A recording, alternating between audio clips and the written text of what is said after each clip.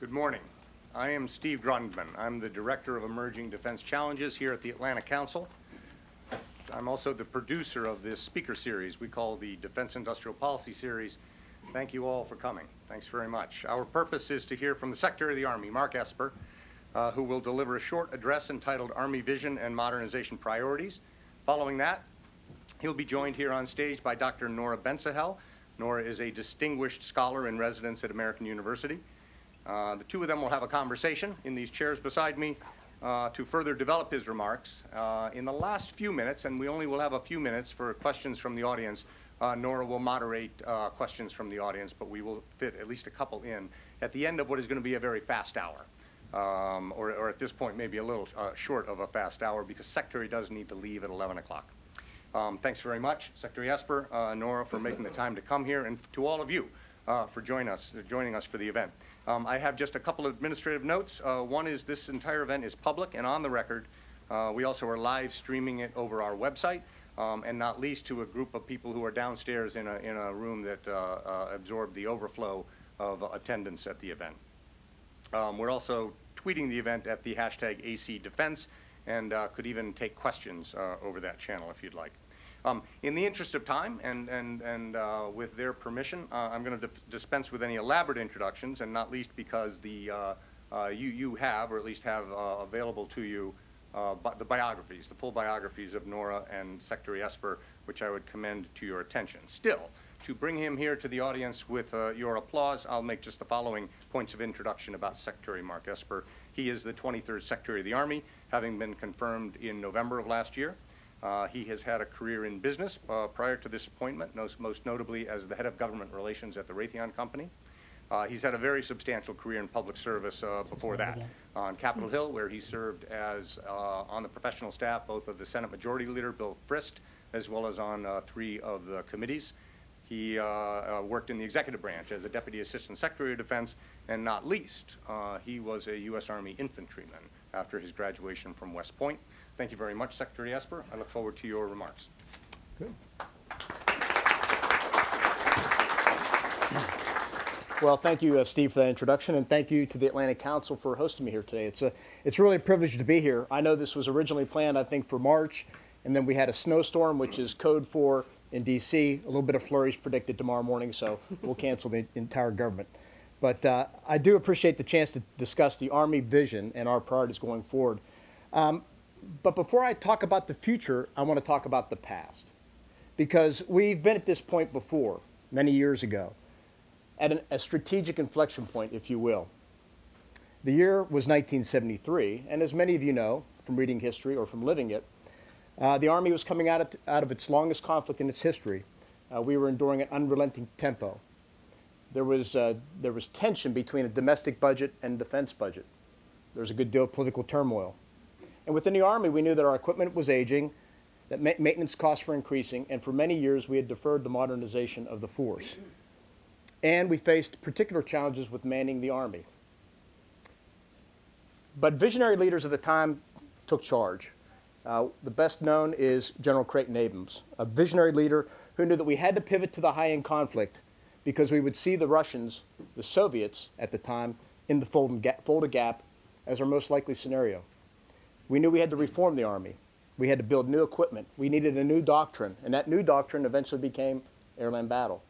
And the new equipment eventually became the Abrams main battle tank, the Bradley fighting vehicle, the Patriot air defense system, the Apache helicopter. But it would require bold leadership, using cold, hard facts, making tough decisions, and being persistent in implementing the vision. So again, the point is we've been here before. The Army today is at a strategic inflection point once again. We are coming off many years of hard conflict.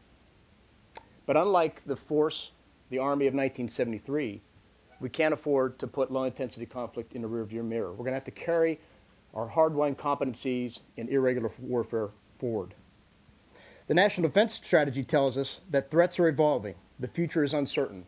We are in an era of great power competition. Our strategic competitors are China and Russia, and that we must be prepared for a high-end fight with them in the future. And again, the NDS tells us that we must retain our core competency in irregular warfare that we've excelled at these past many years. These evolving challenges reflect the changing character of war. The nature of war isn't changing, but the character of warfare is. We're entering an era where we will be, our forces will be under constant observation, disrupted communications, if not non-existent communications will be the norm. We'll see threats in all domains. That means air, land, battle, space, cyberspace. We'll be under constant threat, and we'll most likely be fighting in urban terrain. So what must the Army do? To win in this environment, the total Army, and when I mean total Army, I mean the active, the regular, the Guard, and Reserve, must be ready and able to deploy rapidly. We have to overcome our adversaries' defenses to gain a foothold, to maintain access, and to exploit success on future battlefields. We have to remain mobile. We have to maneuver boldly, and we have to quickly deliver precise, lethal, and overwhelming effects in, through, and across every domain, in support of our sister services, in support of our own operations. And we must do it faster than the enemy. So what's our vision for the Army? 10 years from today, I'll read it to you. The Army of 2028 will be ready to deploy, fight, and win decisively against any adversary, anytime and anywhere, in a joint, multi-domain, high-intensity conflict, while simultaneously deterring others and maintaining its ability to conduct irregular warfare. Next, and this is important, the Army will do this through the employment of modern manned and unmanned ground combat vehicles, aircraft, sustainment systems, and weapons, coupled with robust combined arms formations and tactics based on a modern warfighting doctrine and centered on exceptional leaders and soldiers of lethality. Now, if you read between the lines and you eventually see the document we will be publishing here in several weeks, you'll find that there's a great deal of emphasis on technologies such as hypersonics, AI, robotics, directed energy. That is all the basis. Those technologies form the basis of this future force. But to achieve this vision, we've outlined 5 objectives, and I've based them on my Title X responsibilities of man, organize, train, equip, and lead. With regard to man, we have to grow the regular Army above 500,000 with related growth in the reserve components. And we have to recruit and retain quality, fit, and tough soldiers. With regard to organizing, we have to ensure we have sufficient infantry, armor, engineers, field artillery, and air defense assets across our formations. So that means making our formations more robust as they used to be in the Army that I grew up in. From brigade through corps, we have to be able to conduct sustained ground and air ISR, electronic warfare, and cyber operations. So we're looking very closely at how do we put cyber into our formations? How do we return electronic warfare to our formations? And available aviation, combat support, and robust logistics must be available to all formations. With regard to training, as I said, it must be tough, realistic, iterative, and dynamic. We have to focus on high-intensity conflict in urban terrain under constant surveillance and electronically degraded environments. Our training must involve continuous movement, battlefield innovation, and combined arms maneuver with the joint force and our allies and partners. And we're pushing hard to do company-level synthetic training and simulations across the force. When it comes to equipping, we have to modernize the force by reforming our acquisition system and unifying modernization under a single command. Should have heard already, that's the Army Futures Command that we will be standing up this summer. And as I already stated, we must develop autonomous, robotic, and AI systems to improve soldier effectiveness and redundancy, reduce dependency on logistics. I had the privilege last Friday to actually go to TARDEC, which is our tank and automotive headquarters in Michigan, outside Detroit. And I had a chance to actually drive, or I should say be driven in one of those autonomous vehicles. I had a chance to talk with our engineers, our scientists on the installation, and I really got a good sense of where we're going and what the future looks like when it comes to autonomy.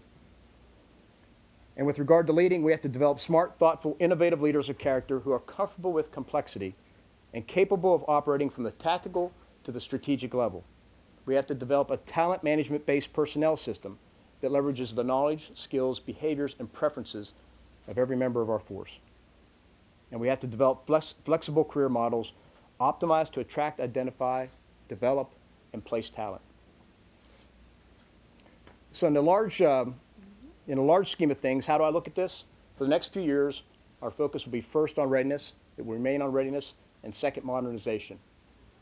As we said, we expect to achieve the readiness levels we want in the 22 time frame, assuming that the resources remain stable and that demand remains unchanged. Around the 22 time frame, once we reach that readiness plateau, we will pivot to more increased emphasis on modernization and procurement. And then we will begin procuring and fielding the systems that I've talked about. All this is driven by strategy. All this is guided by the vision I've outlined to you. We have a budget agreement to 2020.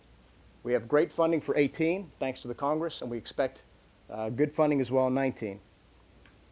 At best, this funding in 2020 will remain steady. At worst, it drops, which is why we're undergoing serious and significant activities to reform the Army to free up time, money, and manpower to enact these reforms. We're reforming our acquisition system to develop the weapon systems to last us the next several decades, like the Big Five have done for the last 40. I've talked briefly about Army Futures Command. We can talk more about it in the Q&A, but basically it will provide unity of effort and unity of command for all of our acquisition activities. The CFTs, which are aligned with our 6 priorities, will continue and will be aligned underneath Army Futures Command, and we have shifted 80% of our money in our S&T accounts to our 6 priorities. By 2028, we'll continue to fund R&D and S&T, but we'll have to add the procurement costs of new systems and replace legacy systems. So let me wrap up by saying that this is an exciting time as the Army faces many challenges. It's going to take a great deal of leadership. It's going to take tough decision making. It's going to take persistence by me and my leadership team. But we've been here before, and we know what it takes, and the Army was better for it and is better for it, and we will be once again. We are undertaking bold and comprehensive efforts to transform and prepare for an uncertain future. I assure you, the Army of 2028 will be ready. Thank you.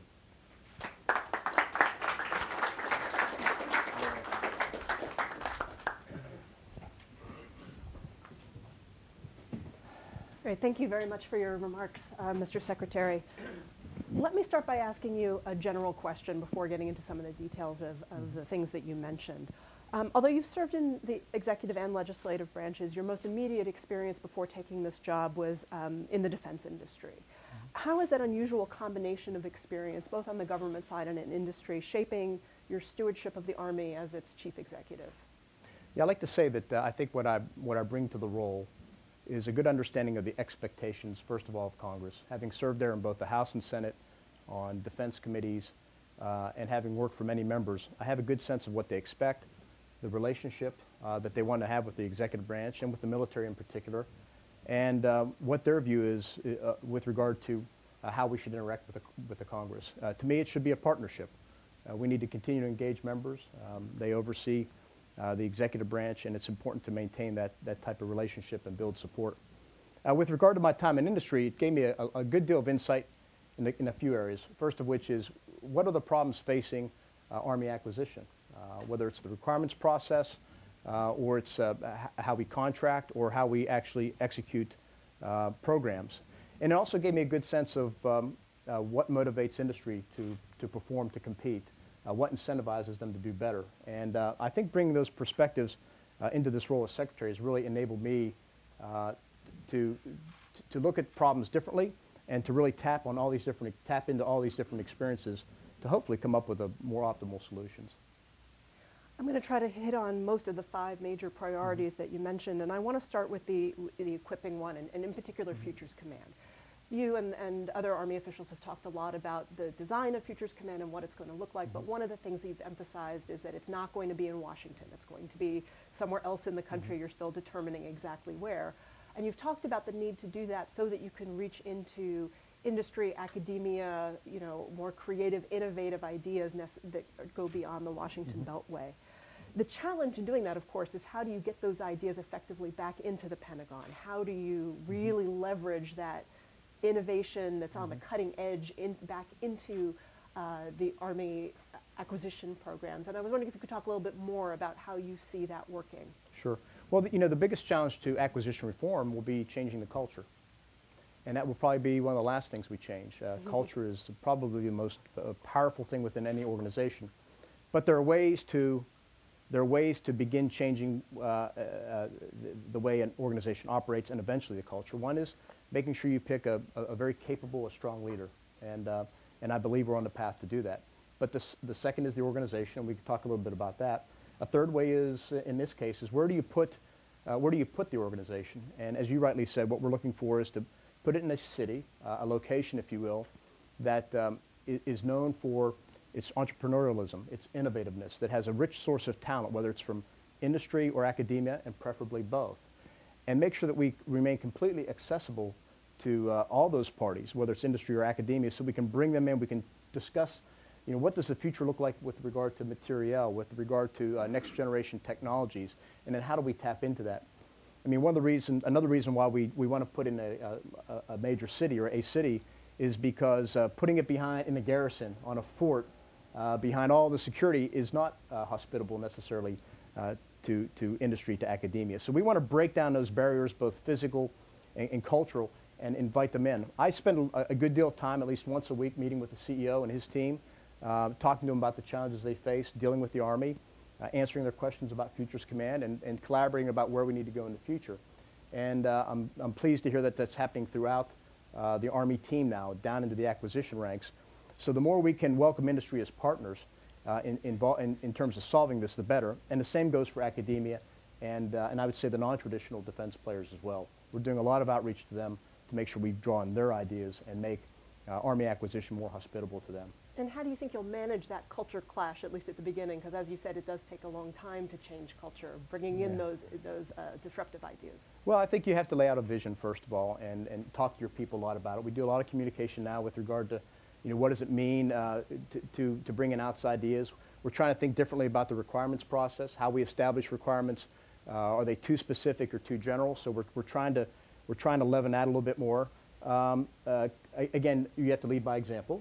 And so that's why myself and other senior Army leaders spend time with industry and with CEOs and with others.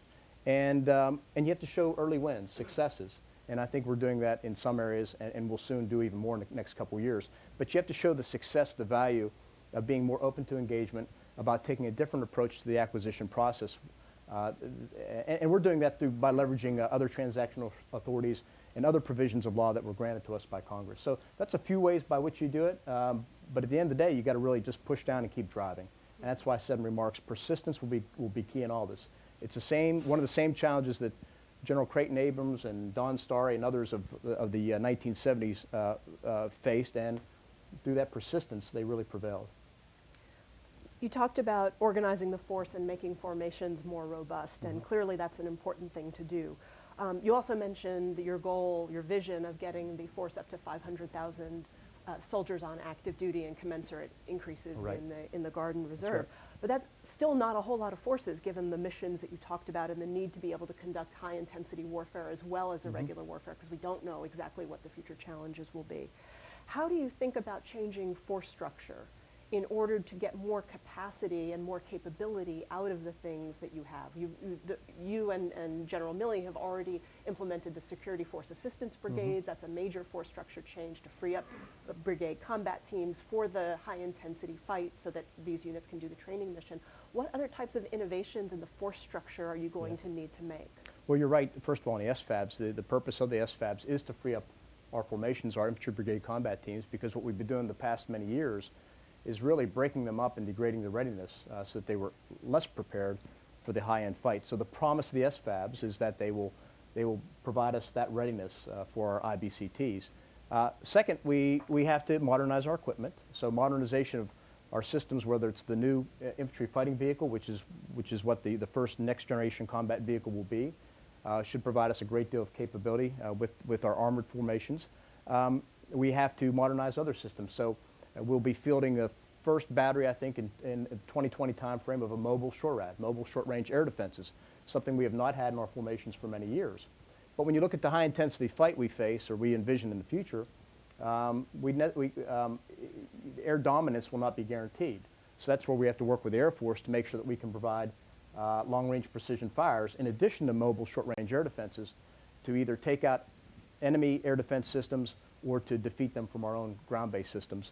So making the formations more robust in terms of the equipment we have and the types of units we add back into the formations. Again, whether it's additional engineers, it may be additional infantry, certainly EW and cyber, as I said, because cyber will be prevalent on the battlefield. So we're trying to experiment now and think through how do we actually, at what level does it make sense to add in offensive and defensive cyber ops. Two other things. We're spending a lot of time, I'm spending a good deal of time freeing up soldiers from unnecessary training requirements and whatnot that burdens them down at home station. And a major line of effort looking ahead to 2028 is really to update and modernize our doctrine.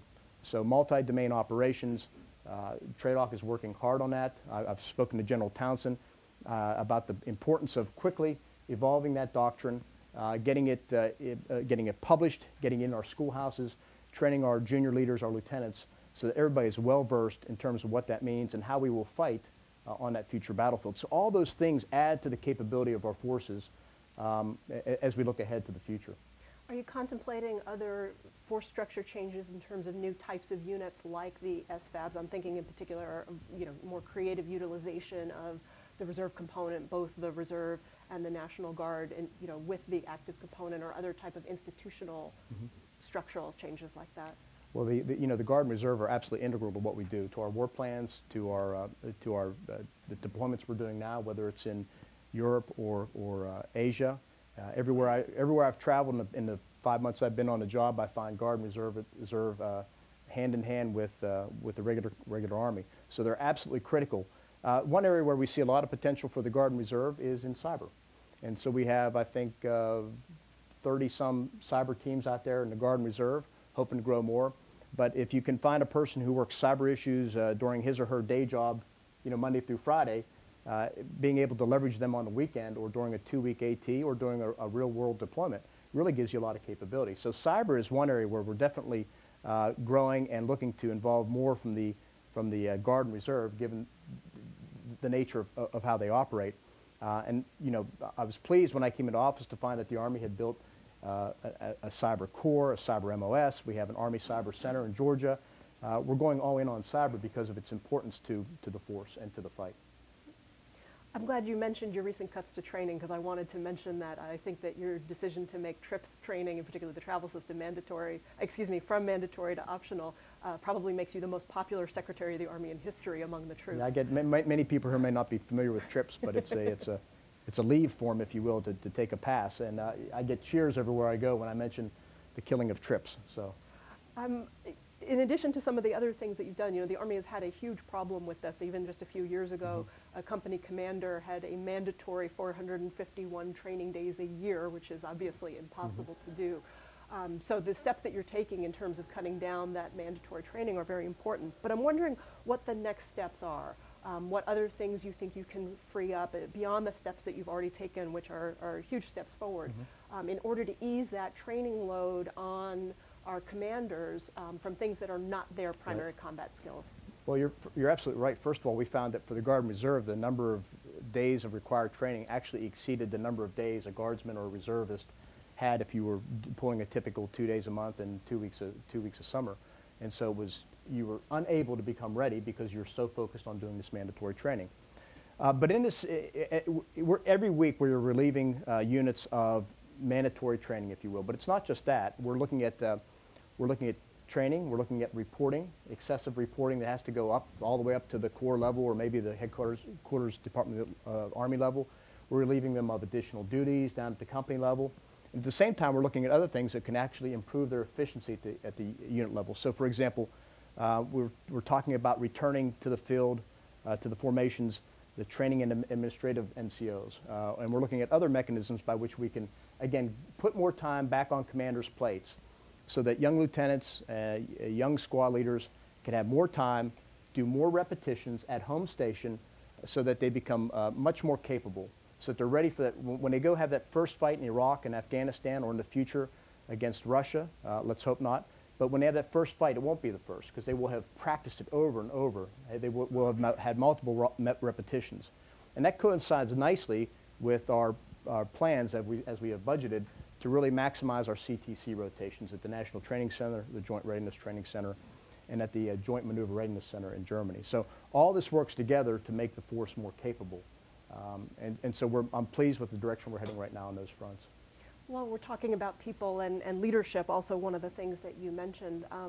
I want to ask a question about professional military education. The recent National Defense Strategy contained a huge indictment of the PME system. Secretary Mattis wrote, and this is a direct quote, "Professional military education has stagnated, focusing more on the accomplishment of mandatory credit at the expense of lethality and ingenuity."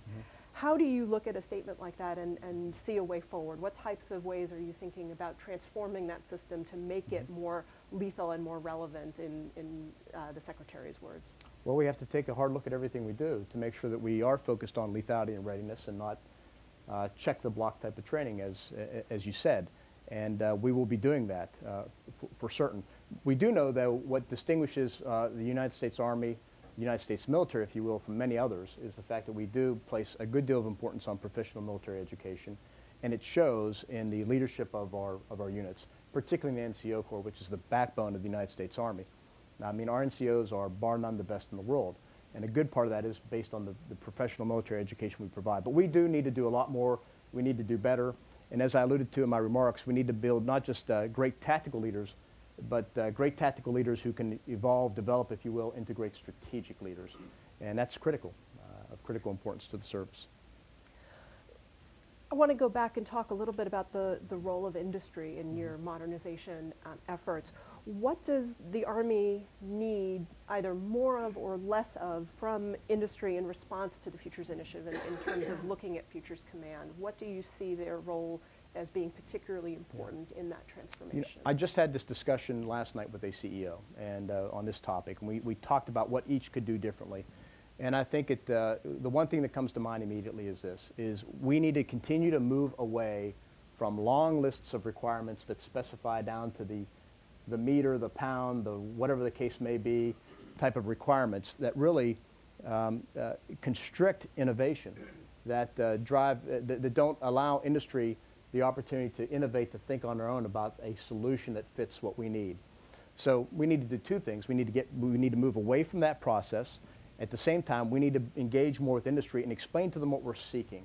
What is it? What are we trying to solve? What is the environment we face? And put it in their hands to come back to us with their solutions. And don't constrain them with what we've done in the past.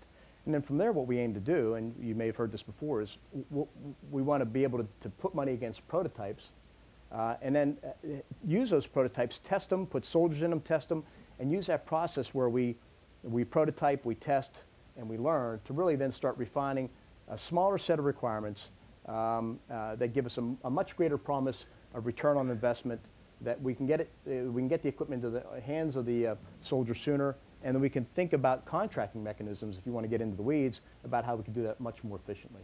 So that's kind of the engagement we need to have with industry, again, is much closer, where we think together about the solutions we're seeking. In the vision that you laid out in your remarks, you talked about preparing for high-intensity conflict while maintaining the other capabilities that we have coming out of these wars. A part of preparing for the next war that I don't think always gets a lot of attention is the possibility that we just won't have enough people to fight it with an all-volunteer force. As wonderful as the all-volunteer force is, in the type of major conflict that's envisaged, we could run out of people who would volunteer. What types of approaches is the Army taking to planning for the possibility, even if it's a low probability, the possibility of needing some sort of broader mobilization and expansibility of the force, both in terms of the people that you would be able to get in, but how you would equip them as well if a major war were to happen with relatively low notice? Sure. Well, recruiting is a challenge for all the services. I mean, we face a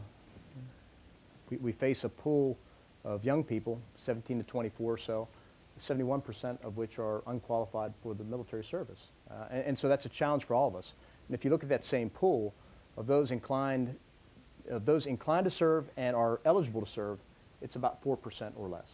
So we face a challenge in terms of having those type of quality individuals to serve in the Army, Navy, Air Force, and Marines. And we're all competing against that same group of young men and women. So what we have to do is, obviously, we have to make sure that we provide them good professional opportunities, a good quality of life, more than sufficient pay, if you will. We need to make sure we incentivize particular MOSs and skills that are important to our service. Cyber is a case in point. Aviation is another. And we have to go out and talk more about the importance of public service.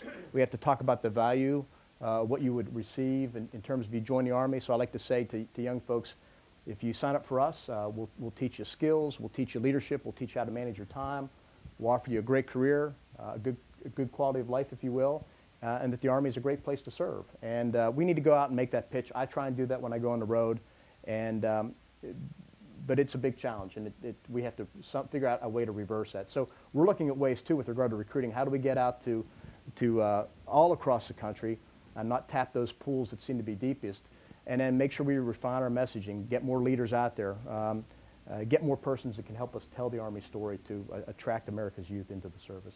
That's a perfect segue into what will be my final question before I open it up for Q&A, which is a question about the broad gap in the United States between the civilian community and the military, the civil-military gap. And you alluded to that, you know, part of that leads to a recruiting challenge because, you know, we know that the people who are most likely to volunteer to serve in any of the services are people who have a family member, but then that becomes increasingly isolating from the rest of American society. And you've said that Army leaders need to do more in order to bridge that civil-military gap.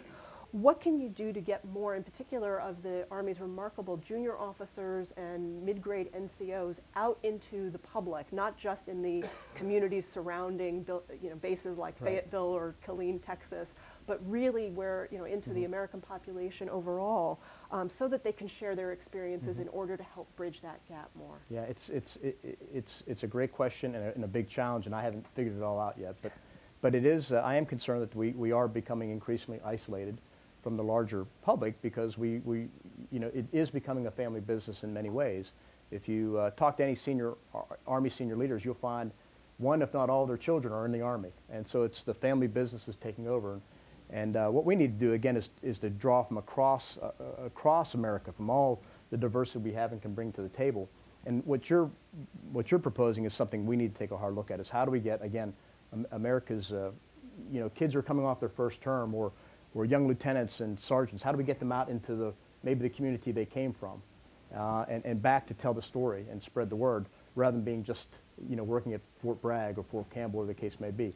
I grew up outside of Pittsburgh, so, you know, what can I do to go back to my hometown or go back to the Pittsburgh area and tell those young kids who are Pirates fans and Steelers fans that there's another winning team out there, and it's called the United States Army. So.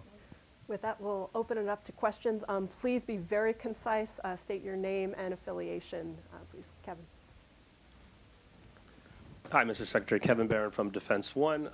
Couple questions. You mentioned the SFABs. Can you give us an update of their performance? It's been the first unit, at least it's been only a few months perhaps, and the expectations for the ones to come. And on the idea of having enough soldiers to fight these predicted wars like Nora mentioned, can you narrow that down specifically to the counterterrorism war that's expected to continue, not just in the ISIS war, but throughout the operations across the MENA? It's a much larger area, many more countries, a lot more militaries to train or combine with. How are your plans or approaches or needs to meet that threat? I forgot your first question already. On the SFABs. SFAB. So I have not been briefed. I have that coming up, I understand, with regard to an interim report, and I'll be hopefully be in the region sometime in the coming months to take a look on the ground and chat with them. But what I've heard through a couple of my senior Army leaders is that they're doing well, and they're learning lessons. And I think the lessons will be important to bring back to the States, to the Pentagon, and help us figure out are there things we could do better to train, equip the force, the SFAB, and how we employ them as well. So the first one is always important for that fact alone, but I don't have anything detailed to give you at this point in time. But with regard to irregular warfare, it is something that will have to remain a competency. So as units go out and train, while the emphasis will be on the high-intensity fight, the high-end fight, they are still going to have to train on the low-end fight. We will still have a Joint Readiness Training Center where we push units through working low-intensity conflict, irregular warfare. And as we were just discussing, we will still have SFABs that are able to do that. So we have to be able to respond across the full spectrum of conflict, because I don't think anybody believes that the challenges of our time when it comes to terrorism are going away anytime soon. In the back. Thanks, Secretary Esper, Ian Brzezinski, Atlantic Council. Thank you for sharing your time with us.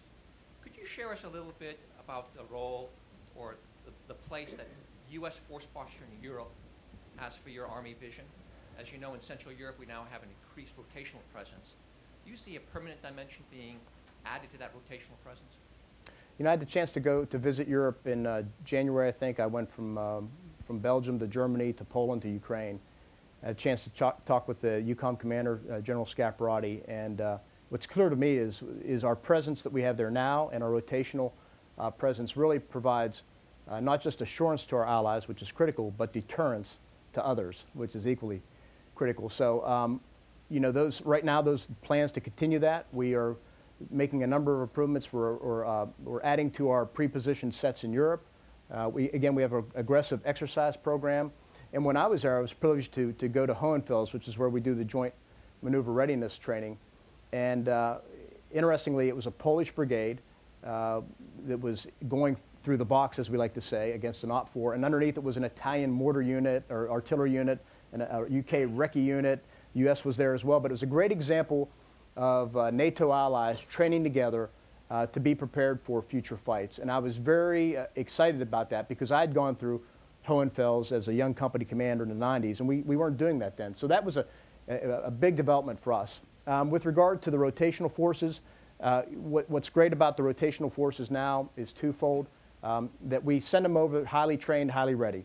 They typically come out of the National Training Center, they deploy to the region, and they're there, and they bring a great deal of capability. And that provides that type of assurance as well. They also get a good deal of training deploying. That's something we haven't done that we used to do a good deal in the 80s, for example, where you actually have to move from the United States, do a strategic movement to a port of embarkation, if you will, or debarkation, and then move into theater. Those are important skills that we're trying to relearn as well. That's where when I talk about the Army mission, it's not fight and win, it's deploy, fight, and win. So we have to be relevant on the battlefield. We have to be there. We want to prevent a conflict from happening, but if we can't, we need to make sure we can quickly flow forces to the region. And right now, that's working for the mission in Europe. Yeah, right here. Sorry, in the second row. Hi, Caroline Hoffman, Defense One. Secretary, you've talked a lot about personnel reform and how that is something that one of your main priorities. There's nothing in the current House NDAA version.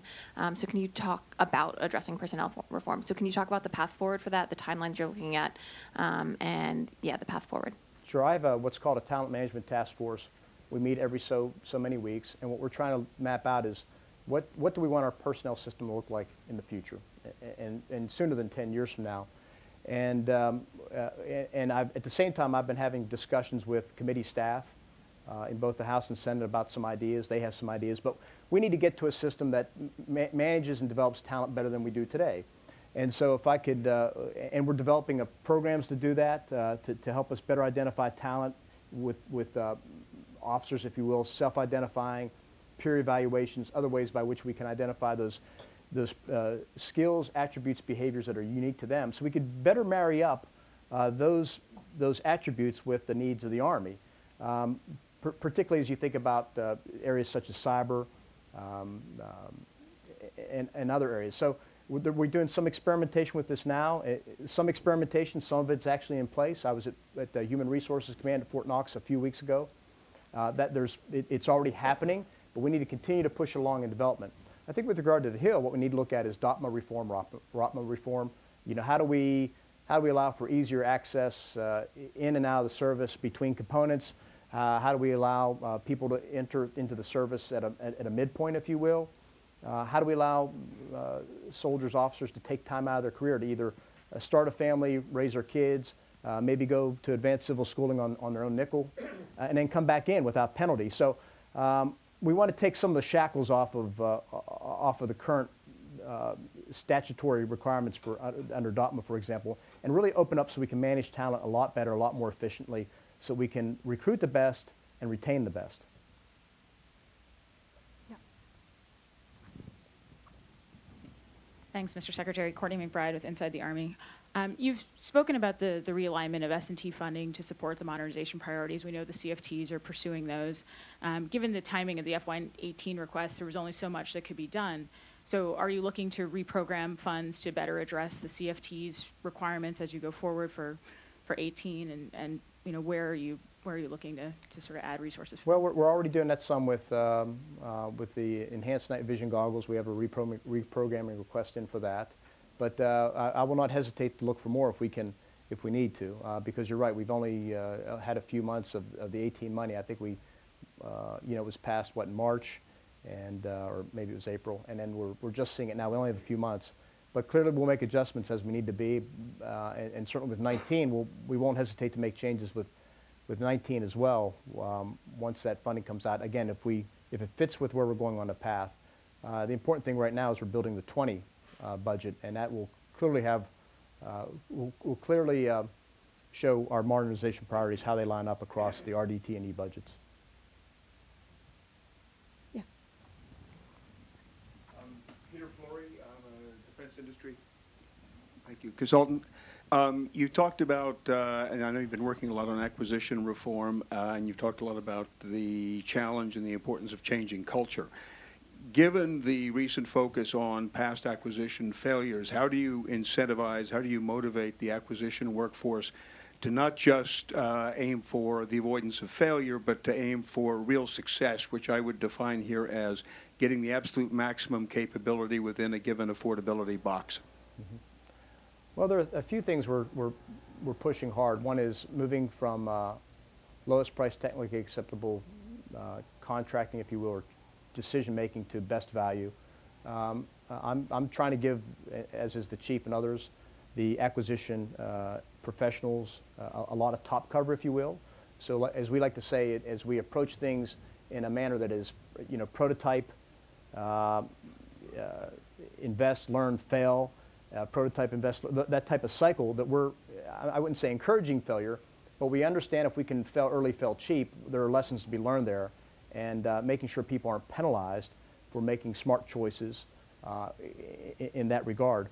The Army Futures Command, which sees us pulling all these disparate components of the big A acquisition workforce under one command, I believe will actually empower the acquisition workforce. They are now, acquisition professionals are now part of the cross-functional teams, so that when these teams meet, there is an acquisition professional, a PEO, PM, sitting at the table at the beginning. In the past, what they would tell you is they wouldn't be part of that process, and they would be given these unachievable requirements, and they'd be forced to kind of work them, and they'd be bounced around with constantly changing throughout the process.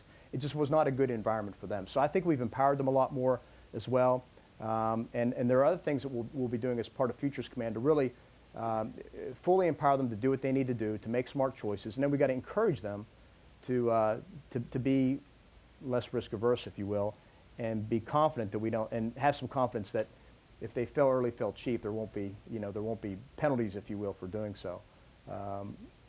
It's just, we need to continue to push along those lines.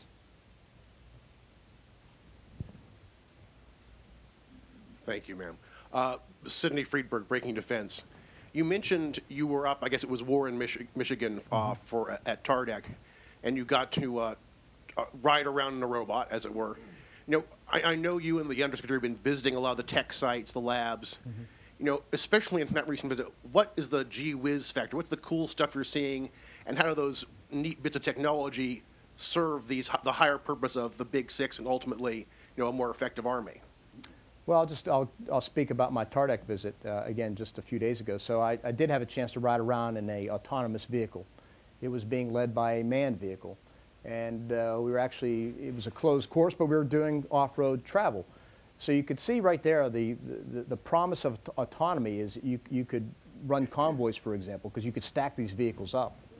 You could run convoys of hauling goods, logistics, if you will, from point A to point B with maybe only 2 persons in the lead vehicle pulling it. So it saves you with regard to personnel. It also reduces the vulnerability of personnel. If you look back at the Iraq War, one of the most dangerous duties was riding in a convoy between Kuwait City and Baghdad. We lost many, many soldiers, too many soldiers, to IED attacks, other attacks on convoys. I could reduce that. I could have reduced that vulnerability, that sacrifice, if you will, if I had made greater use of unmanned convoys or convoys that were manned by only a couple soldiers. So that's kind of one of the Gwiz things, that autonomy is available to us. Now, And of course, the commercial sector is moving out. We have particular challenges with the military because, unlike the commercial sector, we have to develop systems that can maneuver off-road, that can maneuver in all elements, that can maneuver, and when I say off-road, I mean it can navigate obstacles, whether they are trees or gullies or rocks, whatever the case may be. They also have to be able to maneuver, if they're fully autonomous, within a blue force formation. And then on top of that, they have to be able to maneuver against an enemy force formation. So it's very complicated, but you can see the future ahead. If we can get to that point, that'll give us a great deal of capability, incredible overmatch on the future battlefield. The key is getting there first. And again, autonomy is one of the key technologies, and it's certainly critical to the next generation combat vehicle to get there. But you could see autonomy in any number of other systems. Nora, we have time for one last question. Okay. Yeah. Sir, Bill Eden, British Army Liaison Officer in Haiti. Allies with smaller modernisation budgets than the US Army in relation to particularly R&D and S&T. Should they blaze their own trail, or should they wait for the CFTs with their considerably larger budgets to break down barriers and look to follow in their wake, sir? Well, you know, what comes to mind is I'd ask that if you are, you know, as you do your research and think about the future, is come see us. I mean, we should have open doors to our allies as well and share these best ideas. I've said very clearly in any number of fora that as we think about research, development, acquisition, is I want to go not only to the traditional defense industry, I want to go to the non-traditional industry, the private sector, and I want to talk and work closely with our allies and partners. So I think the more we can collaborate on these technologies, the better. You know, it's one thing, we'll be really good if we can figure it out. We'll be even better if all of us can figure it out. And we have a very capable allied force, a very capable NATO that can not just, that remains interoperable, that can keep up with one another on the modern battlefield. So that's what I would encourage. And if you have a hard time getting in, just tell them I told you to come visit the Army, and we'll certainly open our doors to our allies. So. Thank you so much for your openness in answering all these questions. We understand that the reason why you have a hard stop is that you're off to award the Commander-in-Chief's trophy. That's right. Beat Navy and beat Air Force again. I knew this audience would understand why you have to leave so quickly. It's an honor that not all of your predecessors have had, so hope you enjoy that. And sorry, John. He mentioned it beforehand. I couldn't resist, but congratulations on being able you. to do that, and thank you very much for your time this morning. Thank you. Thank you.